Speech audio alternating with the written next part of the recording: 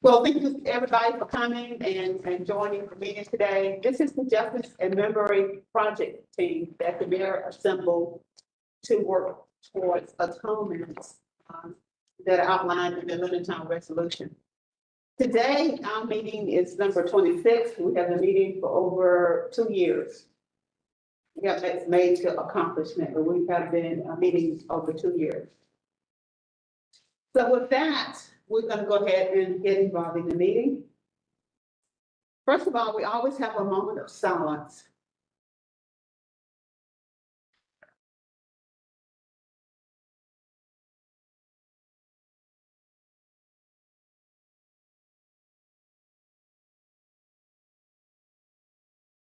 Thank you. This moment of silence is to acknowledge and show respect for those who are no longer with us. That's why we do that. Okay, the minutes has been sent out. And hopefully everybody has reviewed them. So we're going to go ahead. If there's any questions or no additional changes, Jen, you want to go ahead and well, someone needs to make a motion to accept them in a second. move to accept the minutes? All right, excellent. All in favor? Yeah. Yeah. Opposed? Extensions? Yes. Okay, we have Nikki here, who's the expert on the data that we got. And on the right of way, South Finley Street. So what he's going to do is lead the discussion on that. So the information, fortunately, has not changed from the last time we met. We do know that we own right of way 386 feet south of Baxter and Finley. So, that's the ruling. And I guess the next step, just jump right to the next Yes. bullet point. Go ahead. Is for us to get out there in the hot weather at this point and walk around 386 feet south of the intersection and kind of talk about what we might want to see out there, what's possible out there. What might be good before we get out there, though, is for us to have an idea of what to talk about, because we bring TPW staff out there, and they're really going to ask you this question: well, what's your intention, right? Do you want to put something in the sidewalk flat? Do you want to build something up? That's going to kind of really steer the conversation. And the more information we have up front, the more that I can kind of give to the TPW staff to get them prepared for to discuss as we do our walk and talk. Okay, so you need that before we schedule a date. Yes, ma'am. I mean, I think that'd be prudent. I think that might be worthy of discussion today, or maybe not. I don't know if you guys have talked about it.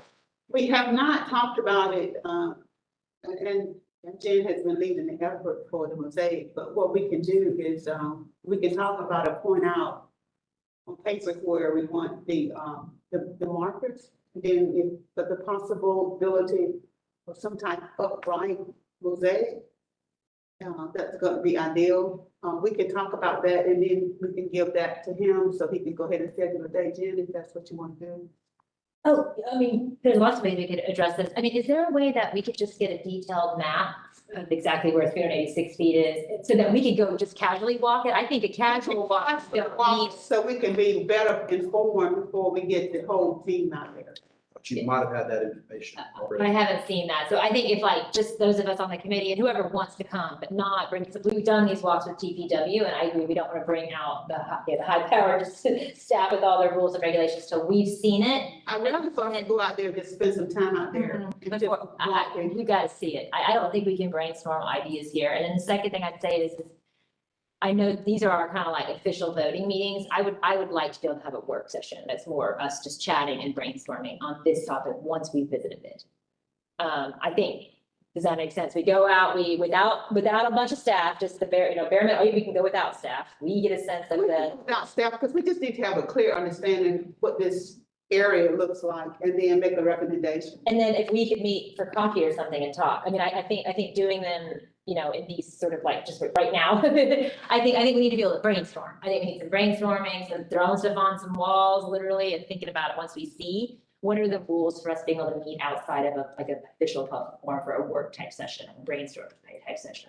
What are the rules for that? Could you give us a map then let us meet and then we can talk about it. I just want to understand have real quorum. quick how. Yeah, you can't have quorum for it to And, be. and now we're down to 4, so we can't meet, so less than 4 people have to meet, so 3 of us could meet. Well, Christina would have to come here to meet, so they could just be being, three. Yeah, so that would be, as the chair of the subcommittee, that would be my preference. Step 1 is the JMP members get a detailed map, we go do a walk by ourselves. Some subset, we can, of folks, less than 4 JMP members will then have a brainstorming work session, as not an official voting or decision-making meeting. Then I would come back with a recommendation, a specific one recommendation as the chair of the subcommittee that we can then discuss in this forum. That would be my suggestion of steps. If that's legal and allowable. No, that's totally fine. Okay. Yep, that's totally fine. So, and I'm trying to pull up this map right now, and I heard you said you want a detailed map. Or just, just so we kind of like start and know, I need to know literally the length, so I need to know the north-south length, and then I need to know the width of the. The map that we have does not show the width of the right of way, it merely shows 385 feet. We could south. estimate that, 386 feet south of that. and it just or- runs continually down there Yep, all the way down to our. towards the creek. And towards the, First. Cloverhurst, Thank you, yes, toward, what would you Oh, guess the width is, because that's gonna be critically important for signage. well, there's sidewalks, so we can actually pull that up, right? I'm struggling to get up. No, that's all right, we can correspond about it later, but I think if the more we know about the north-south, where it starts, and you could tell us relative to that crosswalk or relative to that driveway, and then some estimation of the width, if we're just talking curved side of the sidewalk, or do we, what does it include the sidewalk? It probably includes the sidewalk if it's a traditional right of way, correct? Exactly. I'm a visual person, so we're gonna have to have something to look at. So I think we JMP members, whoever wants to go walk it without staff, we could get that on the books. And then we can also get a meeting to brainstorm once we see the location. And then hopefully by the next meeting, we at least have an option or 2 that we discuss. Okay. And this is what I'll send you. Everybody, I'll send it. Okay, I probably do have that then, if it's really just literally the red line. It's that, yeah, that's. I think we have it. Because it's Is just. this north here? No, that's, Baxter. so that's what we don't own is the hash mark. That's right. Got it, that makes more sense. So 385 feet is UGA, 386 feet south is us. Landmark there, it starts right north of the crosswalk. Got it. But still, I think I have this, but I'll send you a message up for you. Okay. The crosswalk is down below the Baxter Street Is that a crosswalk? to where Lemon Yeah, Water used there to may be. be multiple. Yeah. crosswalks. It's for Peabody, it's for Peabody, it's for Peabody. You know where? Back to Just the right above that. Yeah. And to be safe, When we go. go south of it. Just done. So Miss Hattie, it looks like basically the city's portion starts about at that mid-block crosswalk. Maybe what, back to the- We can go out there as soon as y'all want. Okay, got it. Okay, Nikki, this is not on the agenda, but you sent us this, Walker, this RFP.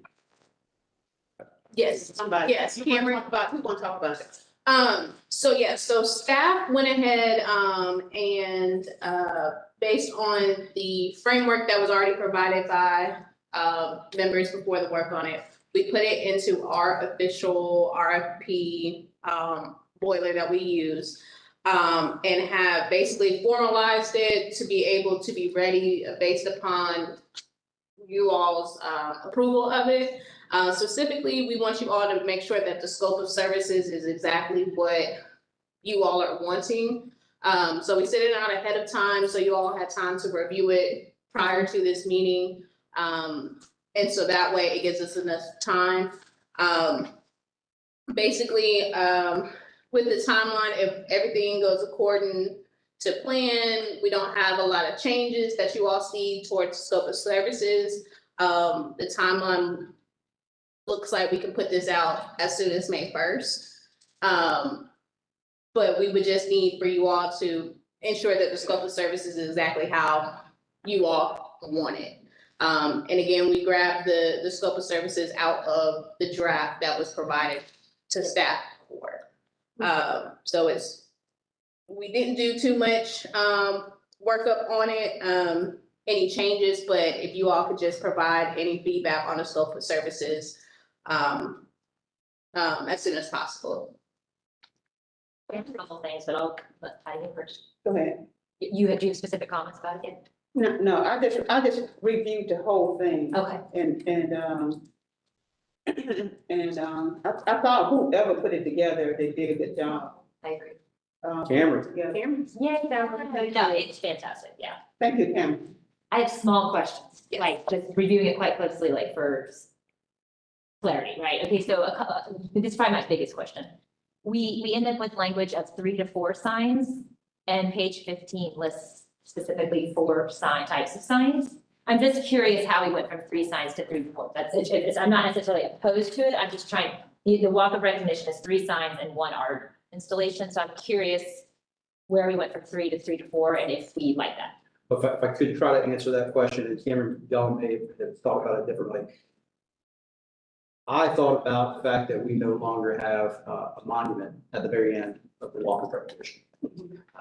I wanted to leave room in whatever, as I was reviewing it, as I thought it'd be good to leave room to have another sign if we couldn't do something at the end of it, right? Does that make sense? Yes. We always plan on 3. That's kind of what I figured. I just wanted to clarify that. That makes So it's a kind of an optional 4th, depending on whether or not we could get some other artistic. Correct. Correct. Okay, so really working with the JMP is only mentioned once. Mhm. I just did a search for it to double check that. I don't know if there's, and also I don't think like working directly with descendants is very, it may not be there at all, or if it is, it's not very prominent. I'm just curious about being more explicit that this agency is gonna be able to work with both, like, with descendants and this particular committee to sort of ensure that integrity of this sort of process, and they're not just going off on their own and saying, this is what we came up with, we didn't talk to anybody. Right. Well, the thing of it is, this committee is made up basically of descendants who have been actively involved. So I think we need to stay here with the ones that have. That's fine. I'm just curious. Yeah. It's not very well specified in there that there, it says it once, we work with the Stay Justice with it. Memory The Project. Justice and Memory Team, descendants who have been here. I agree. I think we can do a better job clarifying the checkpoints with AJMP. Yeah, and we don't have to bring in descendants, that's fine, but I mean, if you feel comfortable that this committee can represent the descendants, Yes. great, that streamlines the process. Yeah. So I think if we could just somewhere and maybe the background explain what this committee is and the importance of this firm working closely with them. Yes. We don't have to direct their work, but I just think, we just don't want them to come to Athens and then go back to their office and then come back with a proposal. We want them to be engaging with us in multiple meetings, I think. Gotcha. We can put that in there, because I am looking at, we did take that out of the committee, out of the background, the additional information, and we can add that in there. I mean, if it's appropriate, I mean, you're. No, it's in there. I see it on here, to gain the advisory committee approval of design, and we can add some more in there. I just want We the can be firm more to intentional. understand that we're not asking them to like swoop in and swoop out. We're asking them to have a sustained Yeah. conversation at a minimum with this committee. If not, so. Yeah. We can be more intentional about that. Great. A couple other small things. Attachment A was supposed to be a map, but I could not find attachment A. Yeah, It's we not haven't, there yet. yeah, we haven't put it in there. Great. And then last but not least, is there any way to provide some more links to actually the background on Lennon Town? There weren't a lot of active links in the proposal to sort of, if you had never heard of it before, but you were really interested in this, there was not a lot of direction. I mean, I guess they could Google, right? But is there any way to put more external informational sources in this? So this information was grabbed off of the draft Yeah. that was given to us. I didn't see the links that are in here was what was What on was there. on If there. there's additional links that provide some historical context, I'll send it to you. yeah, just send it to us so we can put it in there, or review it, and then we can input. There are several, one in particular was created out of a colleague in my department. It is the story map. It is the most comprehensive. I mean, it's got a tour, a stop-by-stop tour that Mr. Bogdan Hattie did. It's got all of the historical documentation. I'll find that link. Okay. It is, Dr. Shannon, Yeah. it is truly a comprehensive history, maps, visual pictures. I mean, it's impressive. So I think at a minimum, a link to that, and like more information here would be awesome. Okay, we can, if you send that link, we can definitely review it and then we can review it. Okay. And then, I will say, as far as edits go, given the timeline, because, I know this has been a project that you all have been wanting to get done. We want to get this done. You said May 1st. Yes, May 1st, we wanna, It's ready, I mean, these are small, I think it's just. teeny tiny ready to go. I think it's great, these are all teams. so just to inform what process occurs after this. So we can go back after we receive the edits, the suggestions from you all. We will review it. We'll send it back to our finance department for review. We'll talk among staff, to ensure that it is ready to go. And then, we will follow our procedures for our RFP process. Once that is out, we will communicate with you all that it is out. I believe we have agreed to have it out for, 30 days, for 30 days.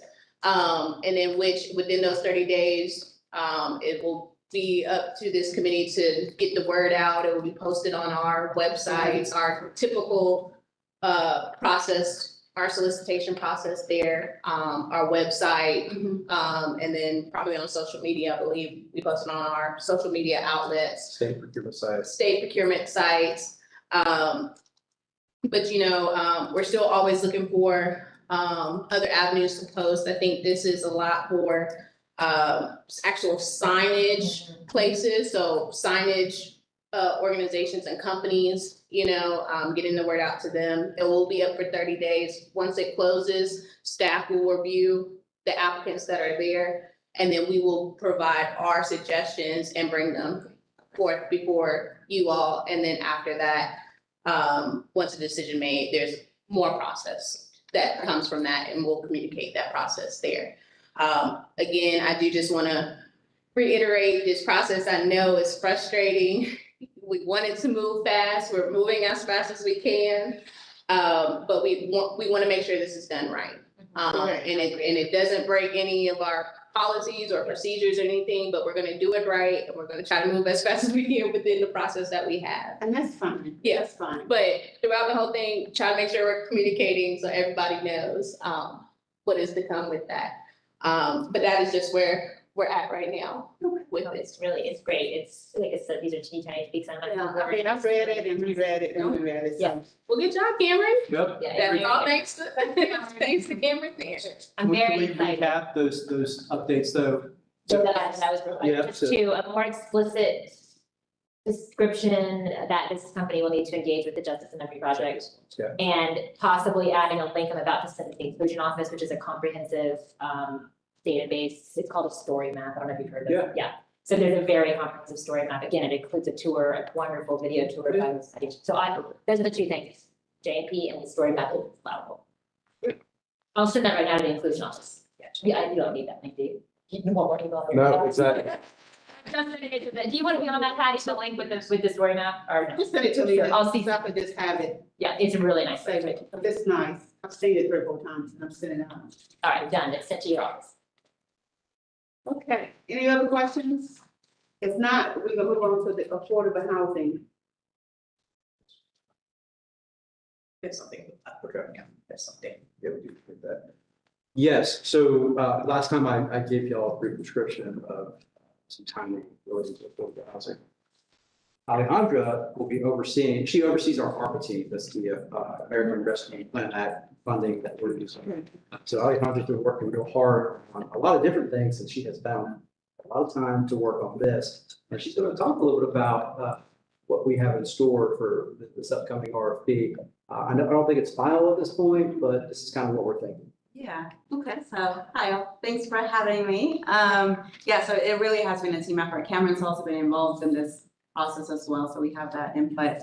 So the recommendation that came to us was that we wanted to do a home owner occupied rehabilitation program, but then also down payment assistance, right? And so we've been working on crafting an RFP that helps address both.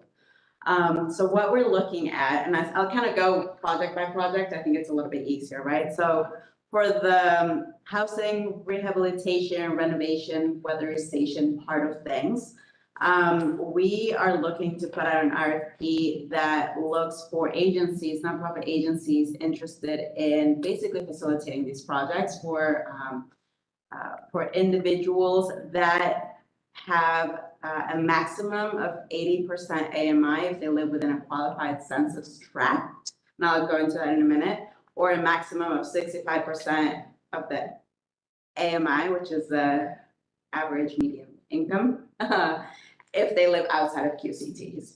These guidelines are what the ARPA regulations tell us that we have to stick to. Unfortunately, we cannot go lower than 65%.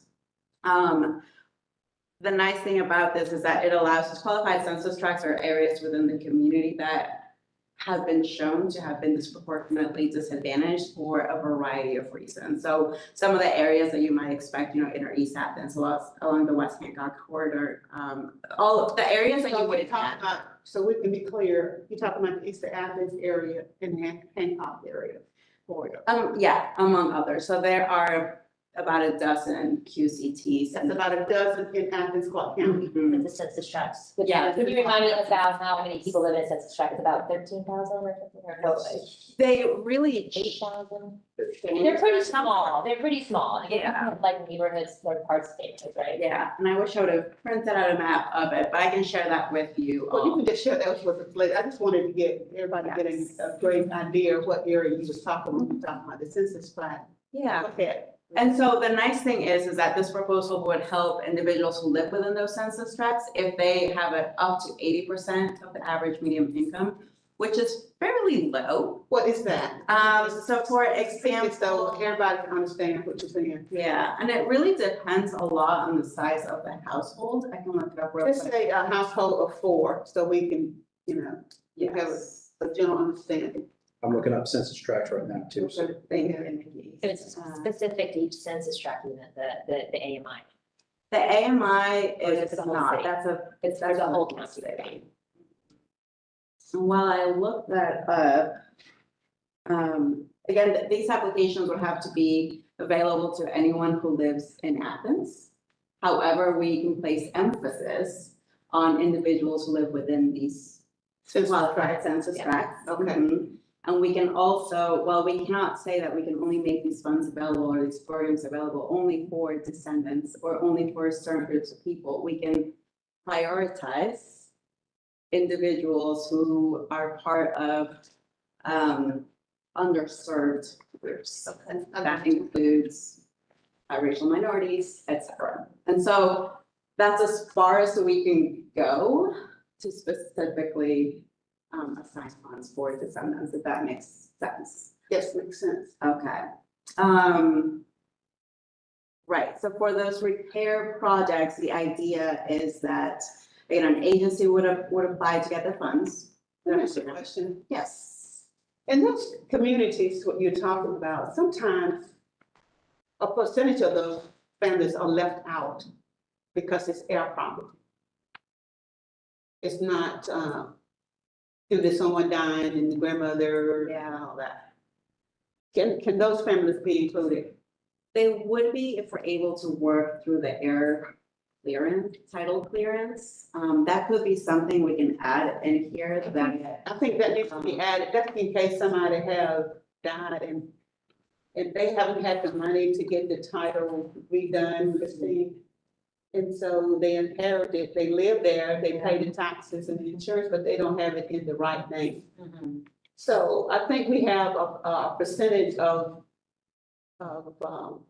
people that have in that situation, and we don't want to not let them be included if we can. What we can do is include Y'all understand what I'm saying? Yeah, that makes perfect, yeah. Yeah, it does. Yeah. And we run into this all the time when we're managing other housing programs through my department, that sometimes we just can't move forward if we don't clear the title. But we can make a mention in here so that agencies have the ability to add like a line item, for example, to their budget to pay for whatever Yes, assistance might be needed. whatever they need to get the repairs done because of air property. So again, the idea is an agency, applies for this funding, they're running the program. individuals in Athens are able to apply to the agency to say, hey, my housing's in roof, or I need new plumbing, or I just need a ramp, or whatever it is that they want to do. They apply. If they meet those low income, eligibility requirements, if What they. was that low income number again? It is, I'm looking that up as I'm talking with you. So so everybody can have an understanding of what a Yeah. low income is. I should know this by heart by now, but. It's okay. So many numbers floating around. I don't want to say, I think I know, but I don't want to say the wrong thing. Okay, so for example, a household with 4 individuals, at 65% of the AMI, their maximum income would be 49,950. Right, 80%. that's at 65%. So if a family of 4 makes less than 49,950, it would be considered to be below 65%. So, and they would qualify. Yes. If a family of, and that would be if they live anywhere in the county, right? If they were to live within a QCT or a qualified census tract, the most they could make at 80% AMI would be 61,500. So it increases a little bit, but it also helps account for the fact that these are neighborhoods that have traditionally been very underserved.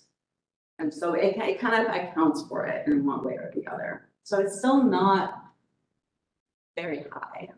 Okay. Okay. Does that make sense? Now, let me go back. You said that, the person, if somebody have air property, you could put a line there and somehow maybe we could sort of pay to get it cleared. But Yeah, if they, I don't know how we can do this, but if they cannot get it cleared, but they have been living there and paying the taxes. Title, Yes. But we got to help people that are in those kind of situations in the community, in our Athens-Clarke County, who cannot clear or title, just cannot get the deed right. Because Yeah. it just 2 or 3 generations ago when somebody died and left.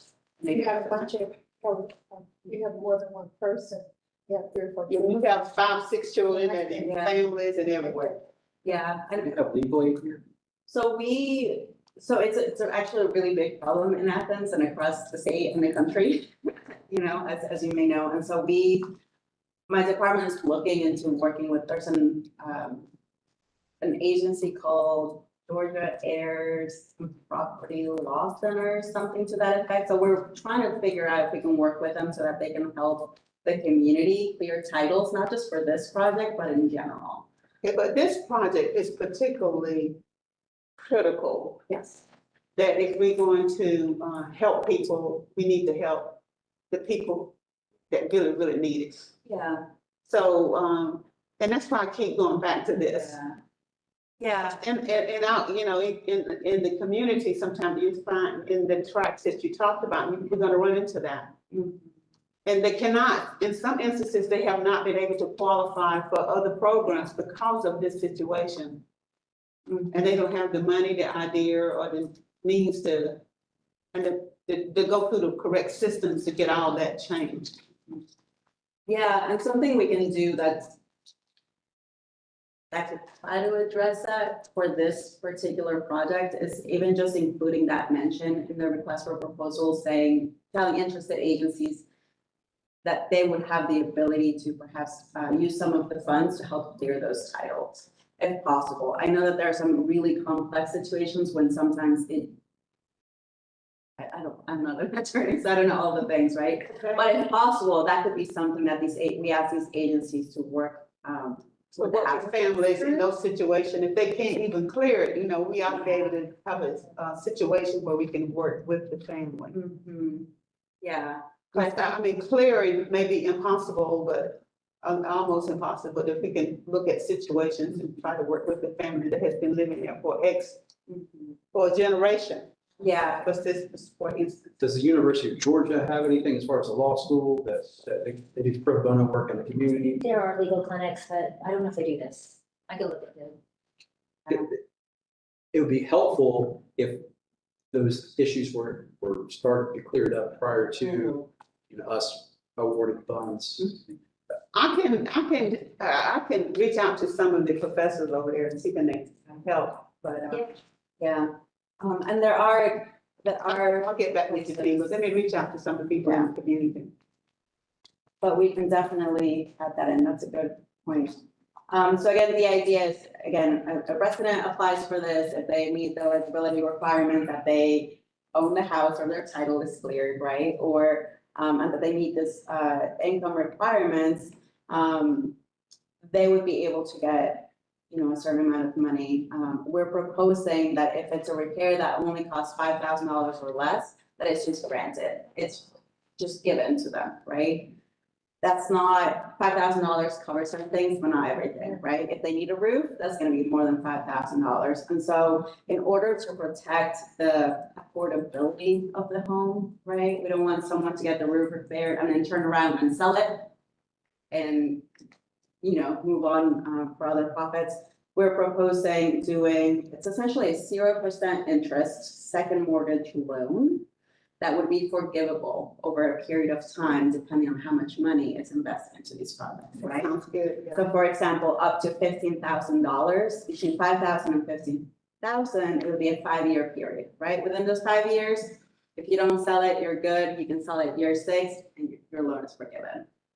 All the way up to 20 years if more than $80,000 is spent in the property. And so there's, once we finalize it, you'll be able to see this chart. It kind of gradually goes up. It helps protect the investment. It helps protect that wealth building. And yeah, I think that's kind of it for the rehab project. We've been doing a lot of these projects in town, and so we have a pretty good idea of how this works. There's a major and minor component. Yeah, and I think that the major minor component, meaning if it's a minor repair, like I just need a new sink, right? That's under 5,000. That's really easy to do. No, no loan necessary. If it's a major thing where it's I need to repair the plumbing in my entire house, then that might require some building permits and so on. That gets a little bit more complicated, but that's really for the agencies to figure out. We don't have to worry about it. But y'all don't have to worry about it. I need to figure it out. Yeah. So that's kind of where that repair, does that sound good? Okay. Sounds wonderful. So we'll just start, are we gonna do the repair one and also the homeowner, or is it So we're, so later? the RFP that we send out is saying we have money for both, right? So it's inviting agencies to apply for either down payment assistance or Okay. home repair or both. There might be an agency who has the capacity to do both. Depending on what applications we get, maybe we're only gonna get down payment assistance type program applications, then maybe we consider just focusing on that. Yeah, It Depending on the applications, I understand that. yeah, it's hard to know. what's the maximum someone could get for a down payment assistance? I mean, Yeah, so let me move on. to oh, the sorry, I thought you were done, I apologize. I didn't find the map of the qualified census tracts. I can pass around my computer if you want to see it. No, that's fine. If you said, east of, but Yeah, it kind of goes down the eastern And- inner city side, a little bit lower along West Broad okay. corridor. So the neighborhoods you would expect, perhaps. For down payment assistance. Okay, just focus. No, just to be honest, west side too. You know what Hancock is, Hancock corridor, Hancock, that area, over there. That's the bigger area. They're gonna have smaller pockets in different places. Yeah.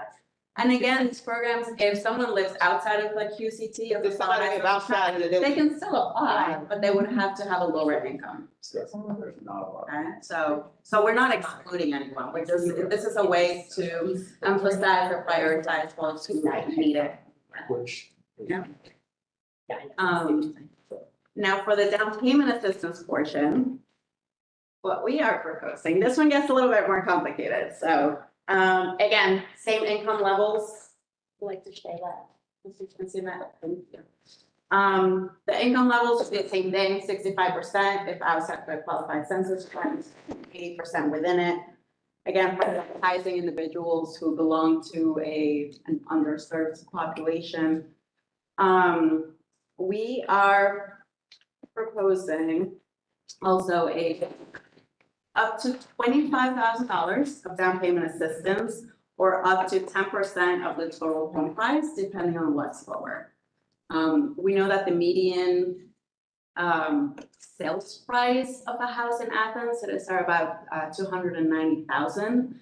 And so 10% of that price is around 25,000. And so the idea is that residents who apply for this program, they would be working with a housing counselor, they would get educational on how to own a home. It's not easy, right?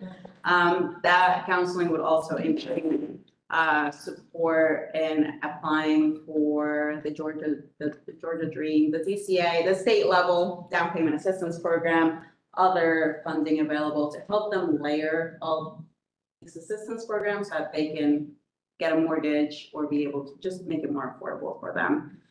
Again, the idea is that we would have a 0% second mortgage loan, essentially, that if the individual sells the home before 20 years, they have to pay it back. Again, that helps protect that affordability. It helps protect against gentrification. So that's, What's the payback rate for, if I'm in my home for 10 years and I sell it? Half of that. It can happen. Yes. Legitimately. yeah, Good reason to move, yeah. yeah, and we can come up with that. So that if someone moves out in 10 years, then they only have to pay half the loan or so on. The nice thing too about that is that if someone does sell the home and they pay back the money, we can use that money to help another family. Oh, very cool. Right, so that's a Okay, nice let's thing get it to keep going. Mhm. My concern with all of this, because the down payment assistance is with the finance. I got a concern, and we have seen and heard about in some of these census tracts that they're not being approved to get loans. Yeah. Well, I think to Alejandro's point, if a candidate, homebuyer candidate goes through homebuyer training, they generally come out of it with a certificate. You take that certificate to the bank and that means something. But what you're saying is that he's probably, a bank doesn't even care what you come to the table with, they may not want to finance you. I've heard this, and I think actually our affordable housing consultant saying this. So, I don't know the answer to it. I'm hoping that, there are certain banks that come to the table and say, we want to help, right? Is this program for down payment assistance, okay, they give you a certificate. Is it connected to a bank that's working with this? Not necessarily. It could be. Depends on That's who what applies. concern that I have. Yeah. Because if you get a certificate and you take it to 2 or 3 banks, they still may not approve. Well, so here's something that's a little bit different, right? So if we were gonna do down payment assistance, I understand, so maybe $25,000. The homeowner would be required to come to the table with something called $1,000 or $2,000. Yes. Right? So then you're already going to the bank with what? $27,000. And then you've gone through this class, but theoretically understand the pros and cons of being a homeowner. That I think you're coming to the table with a little more than the average person, if that makes sense.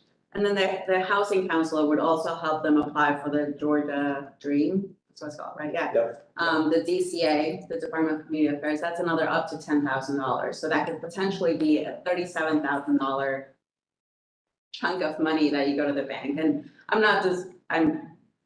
the rates of mortgage denials, particularly among Black African Americans, is incredibly high in this.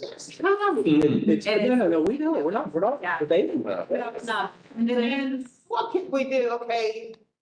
Is there a bank in Athens that we go talk to Like, about this just? credit union, there's a local credit union, it's Peach State, for example, I think they're based out of Atlanta, but they have a branch right off Hawthorne by the YMCA. So they're a credit union that's meant to invest in its local community. That's an example. I was just thinking the same thing, like try to find a bank who's like gonna actually sort of partner with the agency. I think that's a great idea, Ms. Hattie. Yeah, I just think that, if you all want to give me permission or somebody, what, to speak on behalf of the government, we can't do that. Can't, We cannot, but, if you want to go to the banks and talk to them, I mean, I just wanted to go and talk to them about the program. so another good, I think you can do that as Ms. Haddington. Yeah, Ms. Haddington. That's a long-time project person, I probably can do that. Well, HCD staff has recently done some fair housing as well, fair housing education. And I think in the future, what we need to do is try to bring in banks, to your point. Exactly. Yeah. We know, It's Yeah. terrible. Yeah, so in a way, I mean, we're not gonna be able to solve everything through this. I know. I Not just really want what to, we could. I just want to, this particular, I know it's a small amount of money. Some people say, well, that's not a lot of money. It's a lot of money to some people. And it will help families. Yeah, absolutely. So I think if we can reach the people that we're trying to reach, it's gonna make a great deal of difference for their quality of life. Yeah, absolutely agree. And I think that's also where this group is gonna come in, once these programs launch, you all can connect with the people you believe really needs this support and encourage them to apply. It's not a guarantee that they're gonna go get it. We're going to, once we have the outline, we're gonna have small community meetings, which is different than most situations. We're gonna meet people where they are. And people who cannot get on the computer or don't, elderly people can't get out, we're gonna try to communicate with churches, with small group and organizations, Yeah. all of us, Yeah, to we make need sure that people understand where this is and where they can go apply. And that's something that I would be happy to include to the requests from Yes. the agencies, that they must do community outreach. Yes. Great. Perhaps They have to do coordination with JMP and others. I think I would have to say and other agencies. yes. To make sure that the information is getting to The people that. Yeah, the most. that's great. I would be I happy. think that needs to be included, and that way it would take some of the pressure off of us, all of us who's gonna be trying to take the word out. But that's those are the bones of what we're thinking for these two programs. Is that, other than this feedback that you've given us about, the title clearance situation, adding this element of education to make sure it gets to everybody? Like one other question. Yeah, So you said 290,000 is the median price of a household in Athens. Is that for the entire county? yes. Because those districts correspond perfectly with the gentrifying ones. So is there any way to look at the actual median price in the qualifying census tract so we can see how much more it is? I have a feeling these houses in that near east of downtown. They are higher. Hancock, I mean, these are like gentrification central. Yeah, So if I just would be worried if we're basing this on 290, but actually the median there is in the threes, I mean, which I think is Yeah. very feasible. I think Don't you that's, think in those areas? And then some of the east sides, I mean, some of those houses up there. That near east side, like right off downtown, which I think is included, it's like, I mean, houses are going bonkers, because they're being Yeah. turned into student rentals and the students pay $1,000 a room. yeah, and something we talked about internally is like, what's that magic number, right? Because if we were to, we have a limited pot of money, right? Yeah. If we were, other communities give down payment assistance up to $50,000. If we do that, that limits the number of families, the number of people we can Yes, serve. yes, And so there's this really delicate Yeah. balance of like, do we want to support as many people as we can with a substantial grant of 25,000, or just fewer families with more money? Can they buy it? So they have to buy a house in the qualifying census tract, correct? Or they have to be from the census tract, That that would would buy be- it anywhere. So where do they have to be relative to the census tract? Currently living there or buying? Anywhere in Athens. But they have to be currently living in a qualifying census tract. So all of Athens is eligible to get the down payments. Yeah. Got it. And they would also Buy a house in Oconee County or another Got it. So have to stay in Athens, they have to be residents, have been in Athens for at least Got 1 year. They need to buy the How house many for years? at least 1 year is what we're proposing. We can change that if I you think want. that needs to But be if we start skewing that number, all of a sudden we're targeting, we have to be careful for fair housing and all. Okay, I got you. But just so I clarify, so the qualifying census tracts is only for the home improvement, Mhm. the repair homes, thank you. I was just assuming it applied to both, but that. Yeah, and the other thing too is that these houses need to be bought to be the primary residence Yeah. of an Okay. individual, right? Like, I can't buy a house in East Athens for my sister, Okay. right? I would need to live there, and so that also helps keep it local. Okay. Yeah, so we're gonna keep working on this a little bit. As far as timeline goes, we're gonna be submitting it for a vote with mayor and commission on the June sixth meeting. Okay. That's the earliest we can get it in. Okay. They would approve the RFP, essentially, the concept. We can release it. Okay. Depending on how much feedback we get, if they have no major feedback, we can release it within a week. Have proposals back by late August, September. And ideally, the programs themselves will start, if not late winter this year, early 2024, this next year, yeah. Yeah. So it's a process, but we want to make sure we get the right agencies in place. Okay, no problem. Yeah, It's great, thank you. Well, thank you. of course. Exciting. Everybody's doing a lot of work. Thank you all. Thank Oh, you. we're excited. Thank you, yeah, very good. Thank you, thank you. I think that is it, unless y'all have questions. Hey. I just want to, again, as you all know, we've been meeting since 2019, so we have been doing a lot of work a lot of time. So thank everybody for, the work you've done. Yeah, And with that, we're going to adjourn the meeting. thank you. Thanks, y'all. Thank you. And Bobby, do we want to find a time to want to meet out there to do our catch walk? Want to do that soon, like the next few days? See y'all. Good job. What if we did it, Bye, see you Monday. Right. Thank you. Actually, do it like Monday morning. You have it over here. From this one. Monday morning. Yeah, it's something. Gotta have my planning. Okay.